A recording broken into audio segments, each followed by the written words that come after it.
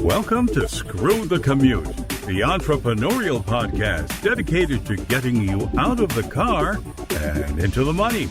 With your host, lifelong entrepreneur and multimillionaire, Tom Antion. Hey everybody, it's Tom here with episode 901 of Screw the Commute podcast. Today is how to lose a debate. Now, this is not political, right? Don't tune out because you love one guy or the other. We're talking about the presidential debate, but there's a lesson to be learned here. So this is definitely not political. All right, hope you didn't miss episode 900. That was how to create and distribute 900 podcasts and all the details of doing that. Hope you didn't miss grabbing a copy of Automate Free. This is an automation book I have that tells you how I can handle 100,000 plus subscribers, or we've had 150,000 actually, and 65,000 customers without pulling my hair out and with a small crew. So grab that at screwthecommute.com/automate free and check out my mentor program at greatinternetmarketingtraining.com. All right, so this episode, how to lose a debate, not political. Of course, I'm referring to the presidential debate that just happened. And Joe Biden himself, and this is a quote, admits, "I don't debate as well as I used to." All right, so this is not me saying it. That's what he said himself.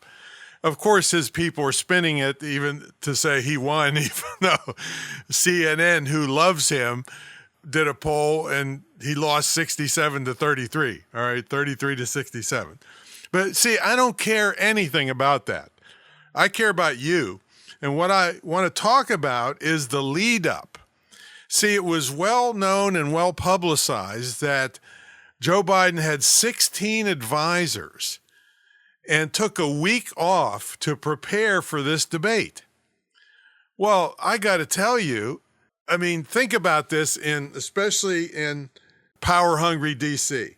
Now, you take 16 different political operatives, all trying to curry favor and stay in a high-power position and get paid a lot of money and be well-respected.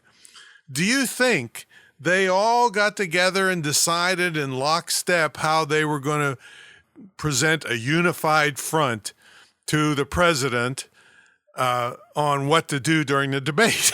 All right, that is just, I mean, I have no insider knowledge. I hate politics, in fact. But the thing is I got common sense, and I know that these people are all power hungry. So like I said, do you think they all got together and created a unified front? No, they probably tried to get private time and give their idea of what to do. And can you imagine if that happened to you? You're getting ready for a big event or a speech or something or a debate, and 16 different people are giving you their opinion. And probably all of them have a good idea. I mean, pretty good ideas, but your mind is getting just plastered full of different ideas and wondering which one's best, which isn't, and you're going to be on the spot. And anybody would get totally confused with that kind of pressure on them. So how does this apply to you? Well, when you have a business idea, if you just ask your friends and ask around and ask your employees, and maybe you should do that. But the thing is it's all going to be biased opinions with people that either love you and don't want to hurt your feelings, or they hate you and want to give you bad advice because maybe you're the boss that's unliked, and so they want to sabotage you. It's just too many inputs directly to you.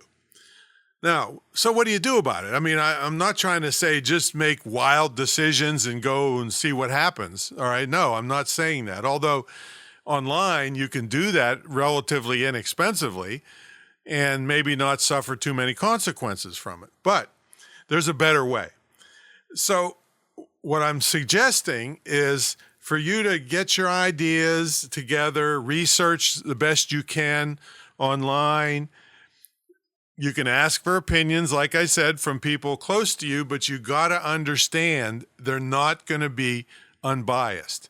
It's virtually impossible for them not to be biased. So what do? You do what we call focus groups.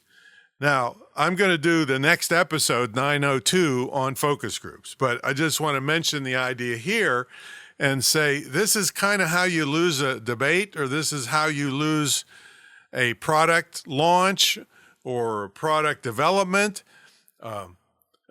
Too bad the Coca-Cola people didn't do this when they launched that new Coke that bombed crazily. Too bad that Budweiser didn't do it when they had that Bud Light with Dylan Muckleberry or whatever the fuck his name is. In other words, they got a bunch of biased opinions that they thought made themselves look good, and then it backfired. All right, so what you want to do is do a focus group and pay people if you have to, but it's better if they do not know you. I'll just give you two things now. It's better if they do not know you and that someone else leads the focus group. You have to not be involved, because even if they're paid and they're in front of you and they know you're the one that's, doing this whole thing, people are just, a lot of people are just nice and they don't want to hurt your feelings.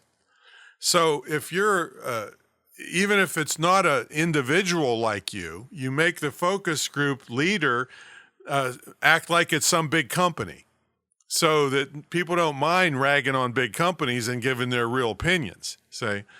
But if you're standing there in front of them, there are going to be a lot of people even if I'm incorrect, you're going to kind of feel like they weren't telling you the real truth, or they were just telling you what they knew you wanted to hear.